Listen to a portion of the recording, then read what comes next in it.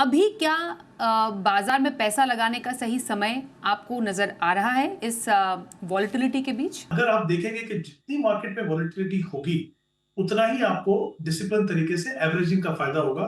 यानी ये आपके आपके पास मौके हैं कि आप अलग अलग लेवल पे जब इन्वेस्ट करते हो तो आपकी एवरेज कॉस्ट नीचे आती है। और इन द लॉन्ग रन अगर आप अपना प्रोसेस अनइंटरप्टेडली बिना रुकावट के अगर आप कंटिन्यू करते हैं तो आप देखेंगे कि आपके रिटर्न जो है वो कहीं बेहतर होगी। एज एन इन्वेस्टर आपके लिए इंपॉर्टेंट है कि आपकी एसेट एलोकेशन क्या हो। एक तो ये कि आप अपने पोर्टफोलियो में कितना रिस्क ले रहे हो, कितनी इक्विटी है, कितने डेट है, कितना हाइब्रिड है, और आप अपने पोर्टफोलियो से क्या एक्सपेक्ट कर सकते हो, क्योंकि जो रिटर्न जो है वो होंगे in line with your asset allocation. तो अगर आप बेसिक इन्वेस्टिंग प्रिंसिपल्स को फॉलो करते हैं, मुझे नहीं लगता किसी भी निवेशक के लिए करंट मार्केट सिचुएशन कोई एक डोमिनेंट फैक्टर होना चाहिए उनके इन्वेस्टमेंट प्रोसेस को डिफाइन करने के लिए। तो आई थिंक अपने अपने ऑब्जेक्टिव पे ध्यान दीजिए, अपने रिस्क प्रोफाइल पे ध्यान दीजिए, पोर्टफोलियो बनाइए।